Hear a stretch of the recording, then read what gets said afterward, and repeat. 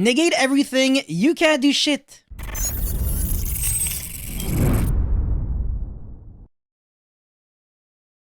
So Dark Ruler No More and Forbidden Droplet have always been kind of compared because their effects are very similar. It's just that Dark Ruler is a normal spell card with no cost, and Forbidden Droplet is a quickly spell card, so a little more versatile, but it does have a cost. So if I had to sum up the best applications for a card like Forbidden Droplet over Dark Ruler No More, I want to say it shines the brightest when you want to negate monsters that are being summoned in like your draw phase or standby, such as Artifact Scythe, being turboed out and destroyed by like Destiny will Destroy Phoenix Enforcer, which might be less relevant in this format. But Forbidden Droplet is actually a pretty good card going first because it's a quickly spell card, so it kind of acts as a Forbidden Chalice, so like an extra interruption on your opponent's turn. And also it has a neat application with, I don't know, let's say Fairy Tale Snow, in case you want to Fairy Tale Snow your opponent, Book of Moon a monster, and then you go Forbidden Droplet, send that Fairy Tale Snow from the field to the grave, and then you revive back the Fairy Tale Snow, so just with 2 cards, you were able to interrupt your opponent 3 times because the same Fairy Tale Snow Book of Moons your opponent twice, and then you get to negate something with Forbidden Droplet. Just with 2 cards. Yeah, okay, with Fairy Tale Snow, Forbidden Droplet, and 14 cards to banish. Alright, now let's dive into Dark Ruler No More and why it could potentially be better than Forbidden Droplet in this current metagame. First of all, it's not once per turn, so it actually lines up pretty well in case your opponent has, let's say, a board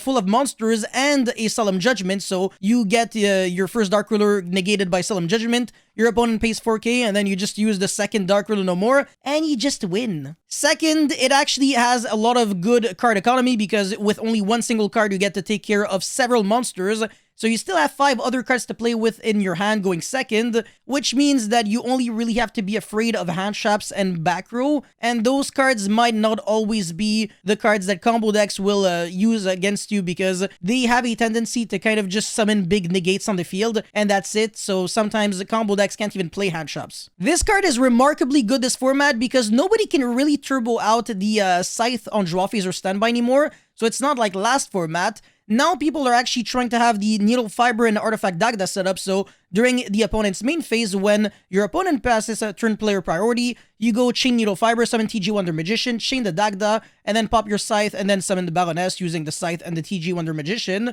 But if you have Dark Ruler No More, you can negate the Needle Fiber, and that way your opponent will not even be able to go TG Wonder Magician to pop the Artifact Scythe. That will simply not work. Now, of course, as always, there are some drawbacks with this card. Obviously, it is a normal spell card, so going first is not ideal with this card because it's just going to sit there in your hand, just be it like a discard fodder or a card that you're going to hold for next turn, but doesn't hold the same value as a card like Forbidden Droplet, unfortunately. The other thing that you have to be extremely conscious about is the fact that you can't deal damage after you use Dark Ruler No More for the rest of the turn, so because of that, you can't really OTK your opponent, meaning that you will have to break a board and then make your own board, so you do have to draw a pretty good hand if you want to be able to kind of take full advantage of Dark Ruler No More, and your deck needs to be already super aggressive. It can't just be a deck that just breaks boards and tries to OTK. So for example, Cyber Dragon wouldn't really utilize Dark Ruler No More that well because it doesn't really make 5 negates after breaking the opponent's board,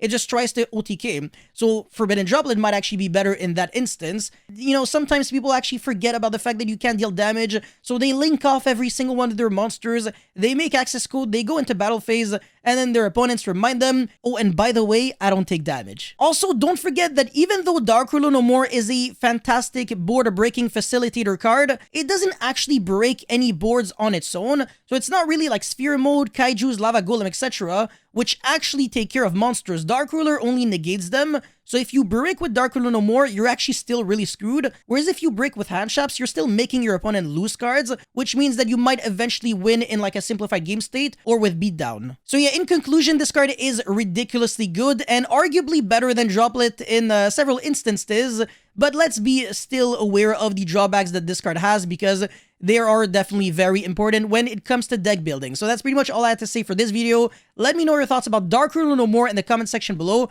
As always, don't forget to like and subscribe, and I'll see you guys very soon. Peace.